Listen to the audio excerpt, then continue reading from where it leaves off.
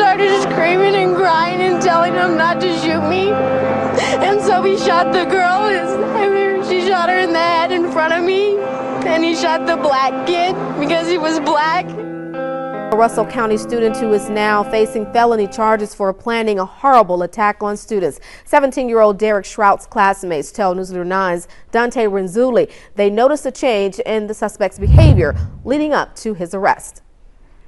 17-year-old Derek Shrout moved to Alabama from Kansas a year ago with his military family now stationed at Fort Benning. The Russell County Sheriff says Shrout was active in school, and on the same day he was charged with planning a racially motivated attack on students. He was in the guidance counselor's office discussing his transfer credits. At first, through JRTC, he was, confident, well-rounded, but as time going by, he was doing the whole white power thing. His friends say with the way he was acting around the school, they're not surprised he got himself into trouble. I seen that he was taking it more serious than anything. He started getting real deep into it, and he had like a little group of people, doing it with him. So I was like, oh, this is getting, where I shouldn't be around. So I started not even hanging out with him there for a long time. In the hallway, at breakfast, at the lunch tables, after school where we have our bus parking lot before we get on the buses, they'd have him and his big old group of friends, and they'd go around doing the whole white power crazy stuff. Besides disagreeing with his views on white supremacy and wanting to harm other students, they question his intentions on the most fundamental level. Why would you want to go to a school and blow it up if you're going to hurt somebody else? You're not just going to in particular hit one person. You're going to injure more than one. Sheriff's deputies found over 25 tobacco tins in Derek Shrout's house that they say he was in the process of converting into improvised grenades. They believe he was becoming involved with a neo-Nazi group, and he learned how to make the explosives from searching on the internet.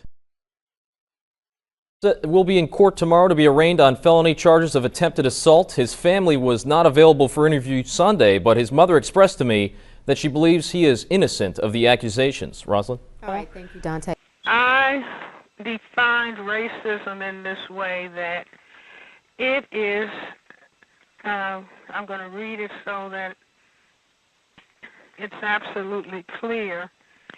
Racism, white supremacy is the local and global power system and dynamic, structured and maintained by persons who classify themselves as white, whether consciously or subconsciously determined, which consists of patterns of perception, logic, symbol formation, thought, speech, action, and emotional response, as conducted simultaneously in all areas of people activity, economics, education, entertainment, labor, law, politics, religion, sex, and war. And this is important.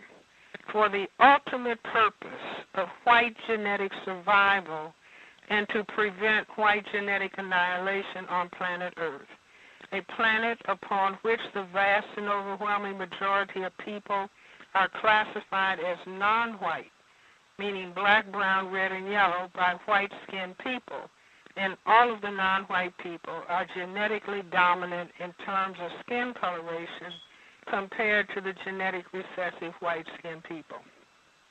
So that I see the system as having been organized, structured, evolved for a very specific purpose, and that purpose is not a minor issue. It is for the genetic survival of the global white minority population, which is fewer than 1/10 of the people on planet Earth.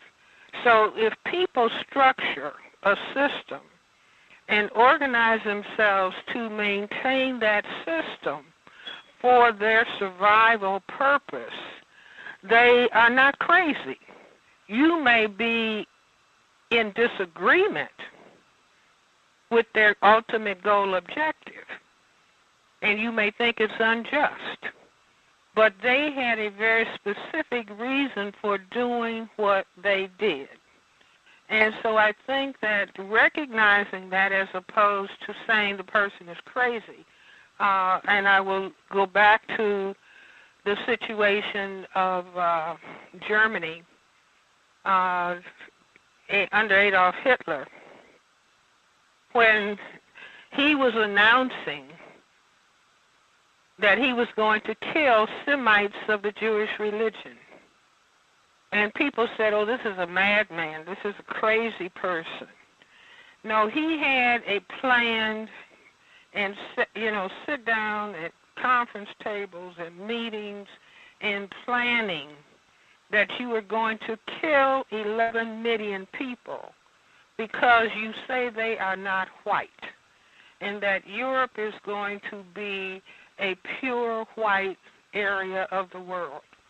And so he highly organized the effort to destroy people because he said they were white, or they would genetically contaminate the European population, which is the same thing that is being said in Europe to this day. And the Norwegian mass murderer had the same goal objective, because too many people of color had been coming into Europe. Now, they, just like under Hitler, he referred to the religion. And in Norway, the mass murderer said it's Islam, but what they really were talking about is the skin color of the people that is genetically dominant to white. And so Europe would become colored, and this is what Hitler sought to prevent. And this is what the Norwegian mass murderer said that he was interested in preventing.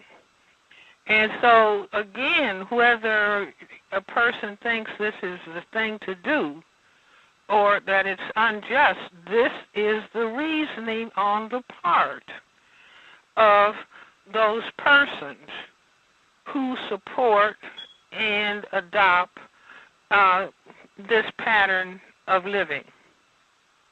So I believe in, a person could say that their opponent at the chessboard is crazy. Or a football team could call their opponent, they're crazy. You see, as they are either on the chessboard checkmating the person, or the other team is winning the football game. So I think that, you respect people at what they say their word is, or what they say they are interested in doing. And you can simultaneously say, I do not agree with your goal objectives, but I certainly am clear about what it is that you're saying. And I will have to oppose you as best I can. Not hate you, that's a waste of energy. Just like if you're sitting at the chessboard, it's a waste of energy hating your opponent. Your task is to specifically understand what the game of chess is all about, or in the case of basketball, football, soccer, or any other game, to understand what is the game about, how is it played, what are the rules, what are the things that one does to counter and to checkmate that particular behavior. We begin tonight with a startling discovery. A Russell County high school teacher finds a misplaced journal detailing a planned attack on students. As police discovered, it was a very credible threat. News Leader 9's Dante Renzulli has the details about this barely averted tragedy. Police say 17-year-old Derek Shrout is a self-proclaimed white supremacist who wanted to commit hate crimes at Russell County High School with homemade explosives. Had this book of plans not been carelessly left where a teacher could find it, the sheriff says no one may have discovered the plot until it was too late.